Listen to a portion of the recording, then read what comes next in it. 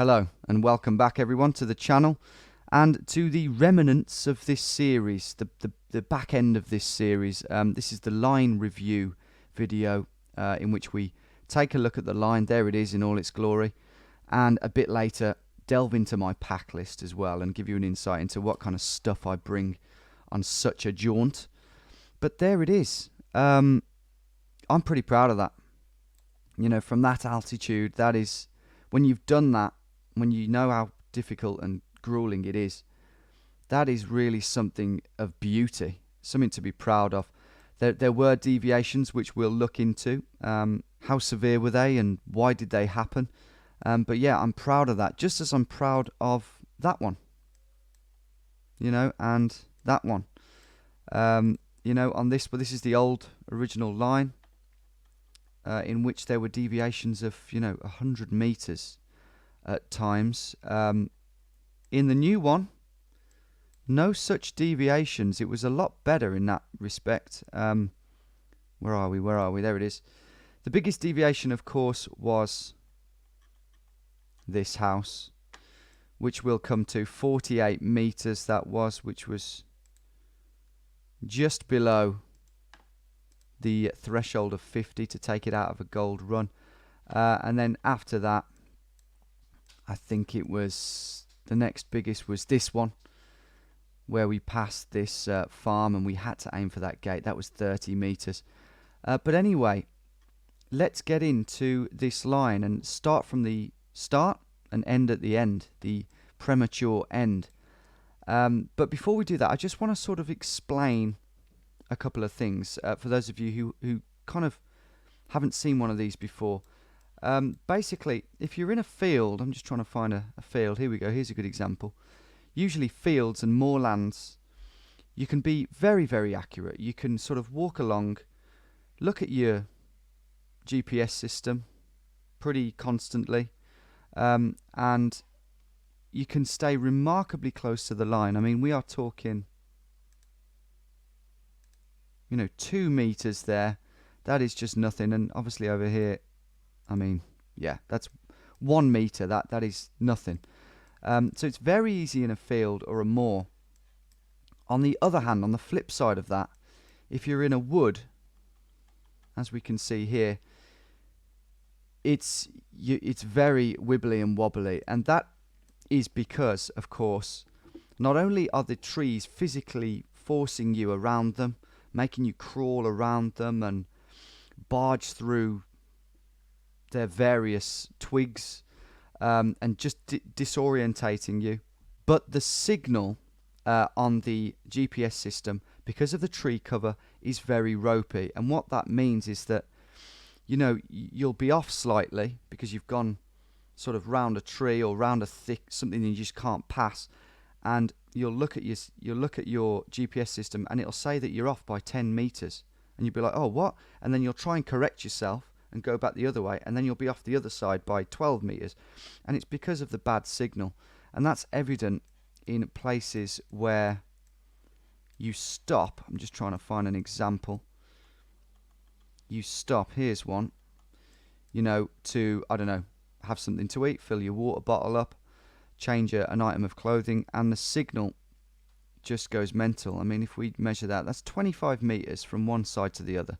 So that's just an indication of how messy a patch that will print off for you if you just stay still. And the tree cover is pretty much what does that.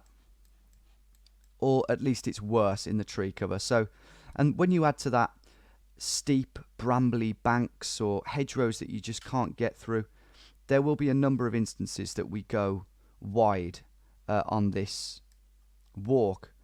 But there were also a few moments of clumsiness, which we'll look into. Let's get right into this. Here's the start. This is the field where the tractor was. Didn't see us. And we embarked. We rose up this hill. And that was quite good. I think I must have been trying extra hard there to stay on line, because that's pretty good for a steep bank. Minimal tree cover. But then, almost immediately, our first mistake. Obviously, a bit paranoid about farmers. We were in a rush to get over these hedges, so we went for the gap, which was, the gap was probably 4 or 5 meters off the line, but you know, you don't want to ruin the hedge, and you certainly don't want to be seen by a farmer doing that. But what we then did was, instead of immediately looking at the GPS and getting back online, we sort of wandered in this direction, and ultimately we went 11 meters off, which isn't a big deal, but it looks bad when put next to that, which is bang on. Anyway, through the trees, that's fine for trees. Through some fields. I'm going to try and get through this fairly swiftly for you. Again, fields, that's just fine. Then we get into these woods where we think we filled up our water bottle at the bottom there. So that's what that little messy patch is. You know, with a 9 meter radius. Then we cracked on up the hill. This is all standard stuff, really. That's another instance where we stopped and it reckons we've gone backwards for some reason. And there's the gorse patch. There it is. You can see by all the points that we've slowed down a great deal. But also, we had satellite signal because there was no tree cover. Our heads were, this GPS system was in the air. And there's the evidence. We're going very slowly. The gorse bush is slowing us down. But the signal remains pretty accurate because we're not under tree cover. That's the moment that we spent at least half an hour in the gorge. And there's the messy patch to prove it.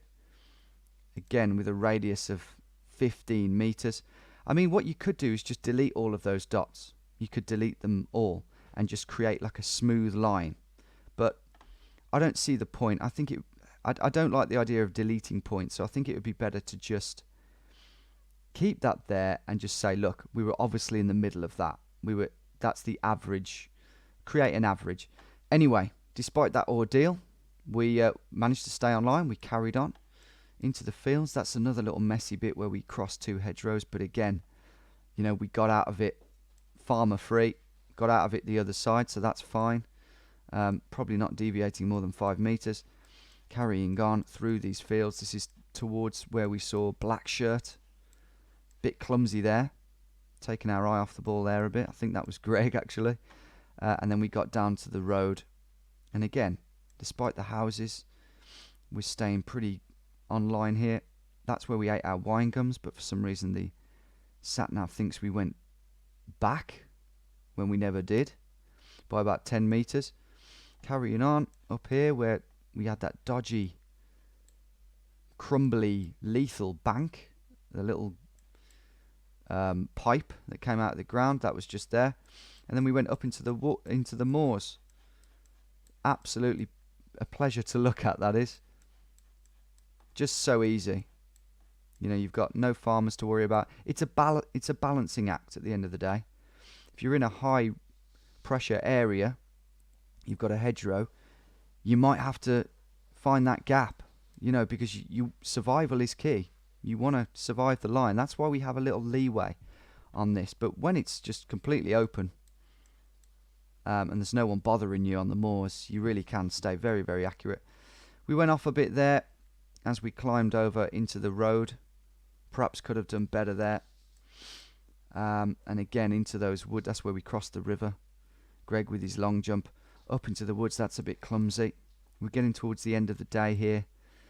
Past this farm. There it is. That's a big dairy farm. Massive thing. Good job we did that when we did. And that is where we camped. These are the woods where we camped. Yeah. Not there though. That's where we started in the morning. We actually camped around here.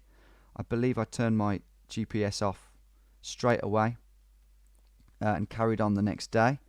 But that... Oh yes, a couple of you have asked, you know, what if there's no place to camp on your line? Or what if you have to go and collect firewood or do a number 2 or collect a bit of water? Well, yeah, I mean, as long as you turn your... I think that's where we turn. I would have turned the GPS off, lay your bag on the ground, you're done. You can go and collect firewood, you can go and do a number 2, you can even camp a few meters away on a flat piece of ground because you need to. Obviously, don't take the piss. It's up to... I mean, this is up for debate, really, how far you want to take that, how draconian you want to be with that sort of thing. But honestly, I believe that as long as you don't stray too far away, because that just kind of ruins it, I think as long as you've logged off on that line and you get back there and start again the next day, you're still doing the straight line mission. You're still walking across the country in a straight line.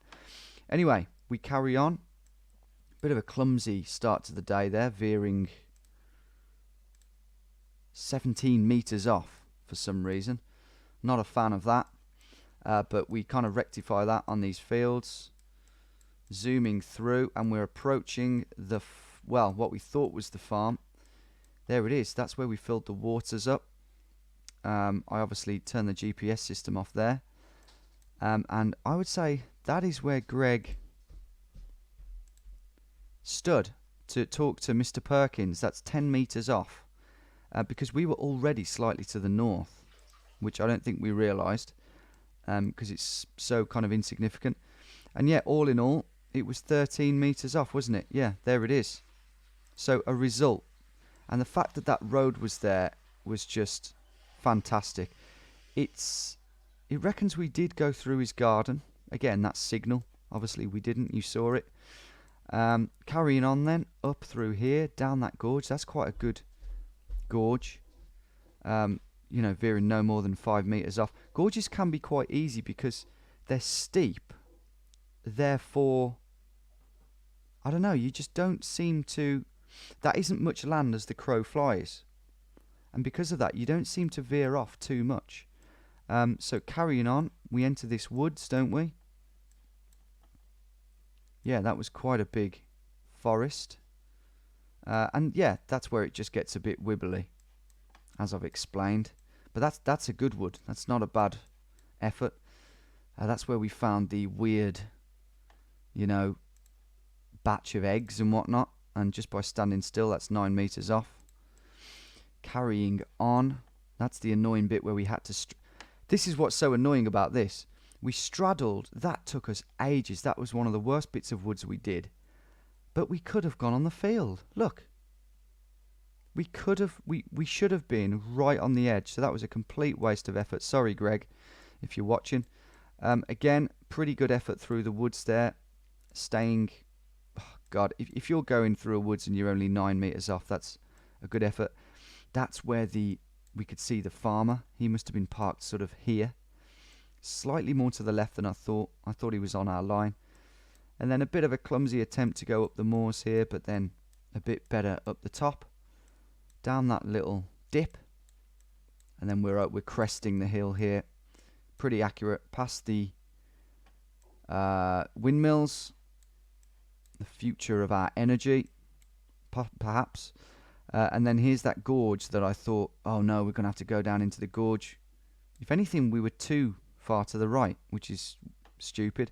I think that's where it started to get really bad, and we were able to dip off to the left, unscathed. And down we go. This is the very steep bank that just wasn't, you know, you just can't see it on Google Earth.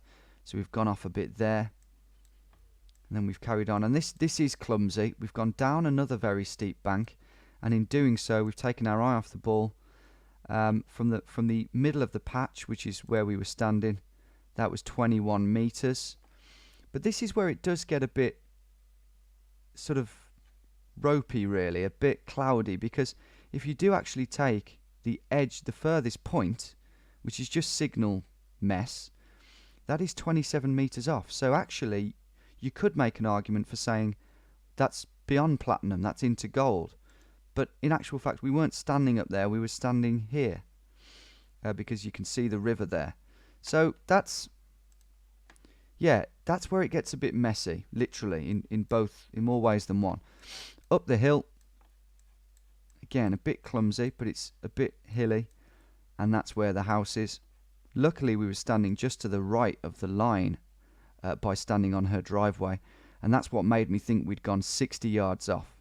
So in my head, I was like, no, this is more than 50 yards. But because of that, it was only 48. So that was fantastic to look back and see that.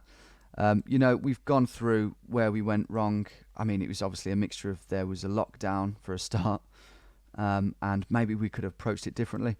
Anyway, moving on through the fields. That, I think, was a particularly impenetrable sort of hawthorn bush that you just have to go round. Again, there could be farmers about. Can't be ruining their bushes. That's where we saw the woman whose name was Leanne. She's commented since. And then a good run now through the fields. That was absolutely a godsend. This road here that, you know, we hugged and only went about 4 meters off. Just happened to straddle our line, but then we had to go in the fields again. All good stuff. And again, the line actually took us through this farm building. Obviously you can't do that, so obviously you're going to go down the road. Again, we hugged the hedge, but it's, for some reason, it's printed off a line that is on the opposite side of the road. Again, even when you're in clear air, not under the cover of trees, the signal can be off. So again, that's about 7 meters off. All good stuff. Through here, this is the outrageous run of hedges, the run of death. You know, look at that. 230 meters. Pretty good on the line, but took us about an hour. Not what you want. And then we persevered, we cracked on. This is all great stuff. Where are we here? Have I missed something? Oh yes, this is there was a farm here and we saw a dog. The dog was actually standing about there. Are we filming? Yes, we are. Dog was standing about there, so we were keen to get down this road. Then we climbed over the hedge here, and it was that steep we sort of ran and we couldn't stop ourselves, and we decided to run from the dog just in case he was coming, but I don't think he was. Filled up our water bottles down there. And then this, I don't like this. I'm not proud of this section. We were very, very keen to get to the stash point at this point.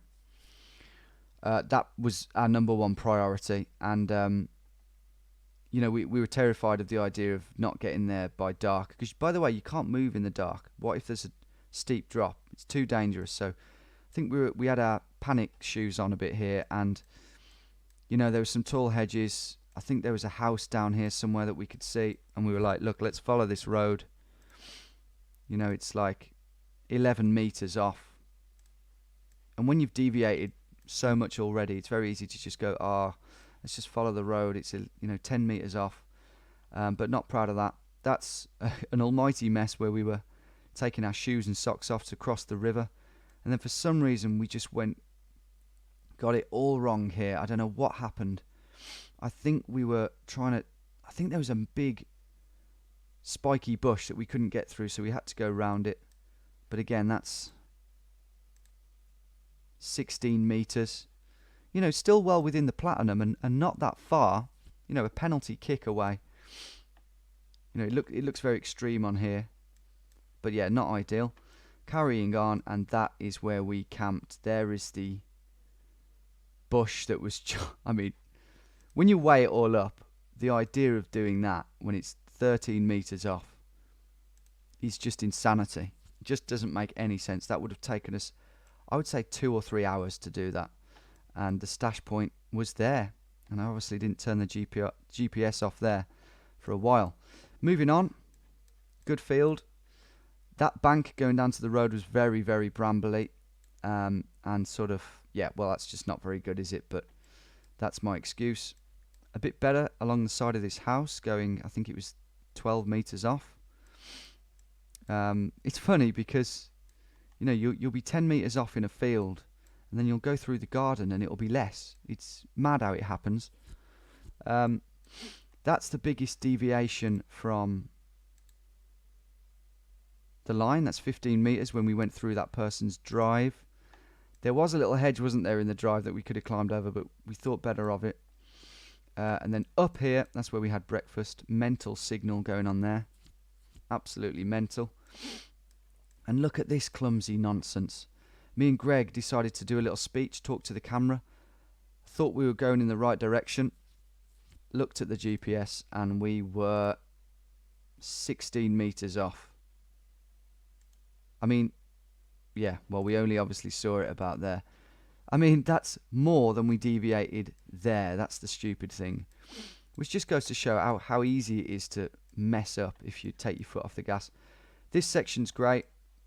Through this, past the farm, up that very steep brambly bank, that's all very good. That must have been a particularly bad hedgerow that we didn't want to ruin and just couldn't climb. Moving on then, through that wood, that's all fine. Past the pig field, this is all good. The ravine there, that's very good for a ravine. That, I mean, I say very good for a ravine. I explained it earlier. It's actually quite hard to deviate too far, but that is messy. But this ravine was particularly bad, wasn't it? And these squiggles here are just us, you know, climbing over logs, making our way up the ravine. That's signal stuff, really. And then that's where we climbed it. So all in all, you know, we haven't left the line by too much, but it is squiggly. That, as I explained, very high pressure situation with people potentially watching us, potentially very angry, climbing their fences. The idea of climbing that corrugated iron hedge combo is just, I mean, what an easy way to get them to boot you off and go about a mile off course. Honestly, just a surefire. You want to get out there as quick as possible. Deviated 30 meters. What was it? 32 meters. Could we have gone up here? Yes, that would have been better. But in that moment, we weren't sure which way was quicker, and we opted to go away from the house, so that if we were apprehended, you know, at least we could maybe run away. We weren't trapped in their courtyard. Over the moors, this is all good. That's where we rang the petrol station. And the imagery gets quite poor here, so apologies. This is all fine. This is past Blue Shirt. That's sliding down the hill. Bit iffy there. That's where we crossed the river. Look at the signal there. That's awful. Crossing the river. I think I spoke to the woman and went slightly off as well. But we're really not far from the line there. And that's not the A44. The A44 is actually here. It's where we slid down that thing. Terrible signal going on there. Don't know what that is. And that's where we camped, as you can see. Again, some pretty mad signal going on. So yeah, that's the end of day 3. Let's soldier on. Don't want to keep you all day. This is all fine, and here we are. We're entering the woods at this point. Greg's body already struggling, I would have thought. We did well in this section because it's tall trees. We managed to keep pretty nailed on there, but as soon as we enter these really, really short, bushy, dense, thick trees, it all goes wrong in terms of the signal. And I didn't really talk about this in the video, but that is 21 meters off. And over here, 27 meters off.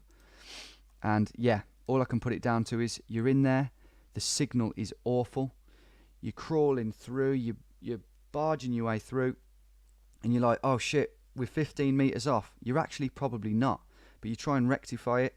You go the other side. Oh shit, we're 20 meters off the other way. It's like when you're driving and you're swerving and you try and correct yourself with a steering wheel.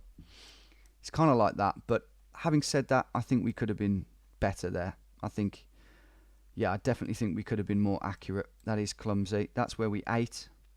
And then down here, this is the last bit. A little bit better because the trees aren't as thick. And then finally, that's where it all went pear-shaped. That's where Greg's body finally said, no, I'm in trouble. And there's our escape down here. And I think that's a straight line, so I turned off the signal. We didn't do a straight line then, believe me. And that's it, guys. So, you know, a mixed bag. I can tell you that's a good effort. Definitely some clumsy moments, but by and large, we are climbing hedges on the line. We are walking on the line, despite the pressure from farmers and whatnot.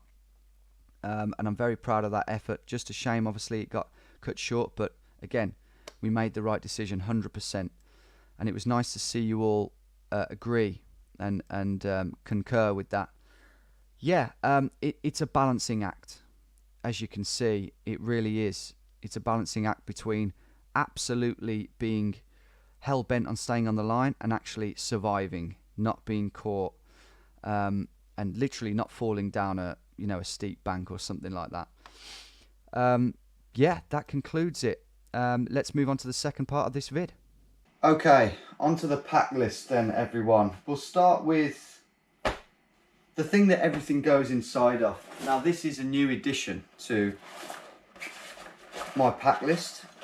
I needed a really good waterproof dry sack, and this was the one I went for. It's thick, it's sturdy. Cedar Summit, not cheap, but no chance of it letting in water or tearing even. You'd have to really have a go at this to tear that. Inside of that is everything. We've got the tent, which it's in an old Tesco bag, but this tent has served me well. It's a Vango Apex 200.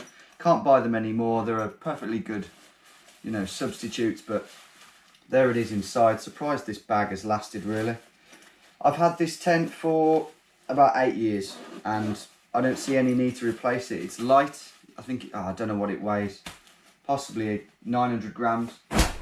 The sleeping bag was, I mean, this is nothing to boast about, really, to brag about this item.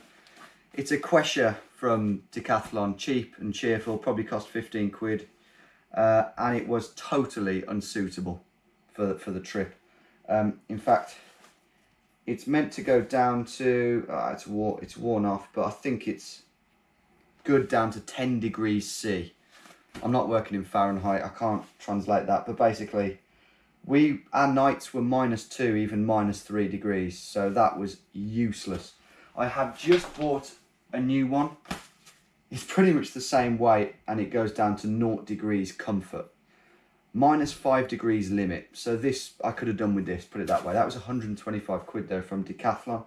4 class. I sleep on this little mat. I say little because it only goes down to my knees.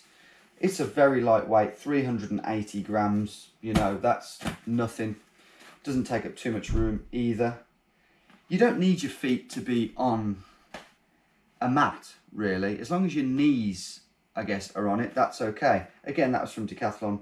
Probably cost 20 quid, but I might invest in because these are getting pretty sick these days. These are getting pretty advanced. So I might invest in a new one. Maybe if I pay 40 quid, I can get a really good piece of kit there that will be even longer and more comfortable. Moving on to some of the other bits and bobs. Aluminium Flask. That's full of water at the moment. Won't be drinking that. The cooker. Very cheap. Primus thing. I also bought this for Greg. That's much more smaller and compact. You know, they're cheap things, so there's no point raving about the brand. Peak, that one is. They are compatible with Primus gas. Never had a problem with that. It's like butane, I don't know. It's a mix, probably. Got these cheap plastic cutlery because they're so lightweight. They're not great, obviously. That's a running theme, to be honest. Nothing's great, really, apart from the odd thing, because you don't need to spend loads of money. That's a very cheap head torch. Does the job. Probably cost a £5. But I do have a better one now, which I'm going to use. This is an Opinel knife. Locks in place with the twisty thing. Does the job. I'm not carving bow and arrows or anything.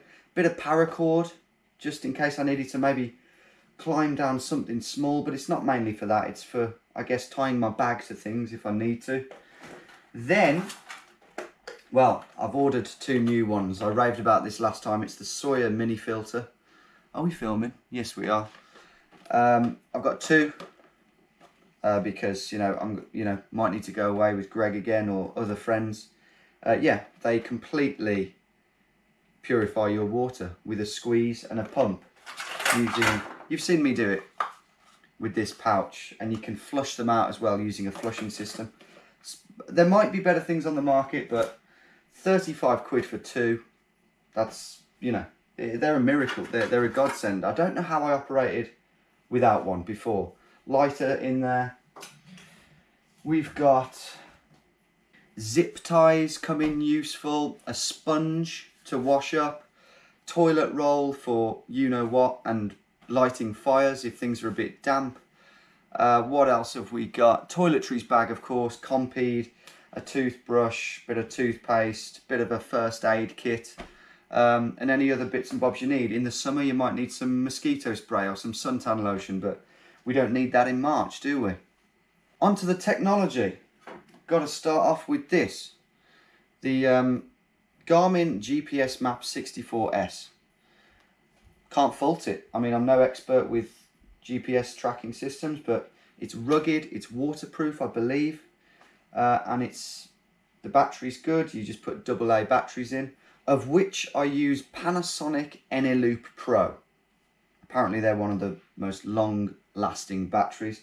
So yeah, can't fault this. It's a great piece of kit for what you pay for it. I think it was about 400 quid, I'm not sure. On to the thing that we are using to film this very footage. The GoPro Hero 7 does have a few glitches when it gets cold. You know, it does have a mare sometimes, but by and large can't fault the thing. Obviously there are other options, but I've never tried them. I'm a pretty GoPro guy. This is the very useful cage I use to put on my head. It's not one of those ones that blocks off the sound, so you can hear the sound perfectly well. But if it is windy, you can use these little foam things. They're about $1.99 on Amazon. Godsend. Really good. I've got 25 GoPro batteries, which weren't cheap when you add them all up. I put the fresh ones, the unused ones in one sock and the used ones in another coloured sock, so I know where I am with those. SD cards, I'm using, I have used 512 gigabyte Evo Pro SD cards, and I've heard that that's where my issues have been. I think I need to use smaller ones, 64 gigabyte, and a special type. I'll get it up on the screen here so you can see it. I did order 10 of those in before the Misson Across Wales, but they didn't come in time. The Yodel driver said he delivered them but didn't, and I never got them, and I still haven't had my money back. On to clothes. We'll start with the legendary Camo Bag. There it is, from eBay, British Army. Yeah, it is what it is. Very rugged, quite comfortable. Haven't had a problem whatsoever with that. Of course, the matching jacket and trousers have served me very, very well. No thorn is too spiky for those things. I have torn them on barbed wire now, but even that's rare. You do get a bit hot inside them, but they're fantastic and they keep me camouflaged. New addition has been these gloves. What can I say about these? They're brilliant. Apparently they're ex-British Army, made of leather, absolutely thorn proof. Little bit big, little bit hard to press the GoPro button, but it is doable. Just makes you a bit more unsure when you're pressing the GoPro button. Don't want to miss any gripping footage. But yeah, these are really great. Obviously waterproof too, as they're made of leather. Really good buy. Cost me 20 quid. Sealskin socks. Mixed views on these because they're expensive. They've got this little band here that allegedly stops the water going in. Maybe it's because I've got slightly hairy legs that the water has trickled down, but to be honest, if you submerge yourself in water, your feet are getting wet. So it's one of them, but I mean, rain-wise, they will stop. I stood in the shower for 2 minutes with these on and they didn't let any water in. So, I don't know, maybe you can let me know in the comments what's going on there. In terms of other socks, just using Decathlon sort of hiking socks. There's various different levels you can buy. I don't really know how good they are. My socks always get wet and they always have twigs and thorns in them that ruin them, so I'm reluctant to spend too much money. On to fleeces and things. I actually didn't take either of these on the trip, but I'm going to mention them. This is a very thin, kind of lightweight fleece, which I find very useful on hikes. It's Trespass. And then I've got this thicker Rab fleece, but you know, yeah, I'm going to wear them on certain hikes, but when I've got all my layers on, the army stuff, didn't need them, and they take up a lot of room in the bag, but they are very useful on certain trips. What I did find useful was this permanently smoky garment. It's just a simple regatta windproof jacket with a hood. Keeps you warm in the evenings when you're huddled round the fire, and it's windproof. Great thing to wear in the evening. Got another one here, which Greg just recovered from Aberystwyth train station. That hasn't got a hood though, so I don't prefer that one as much. These are thermals. Really good thermals I got from Decathlon.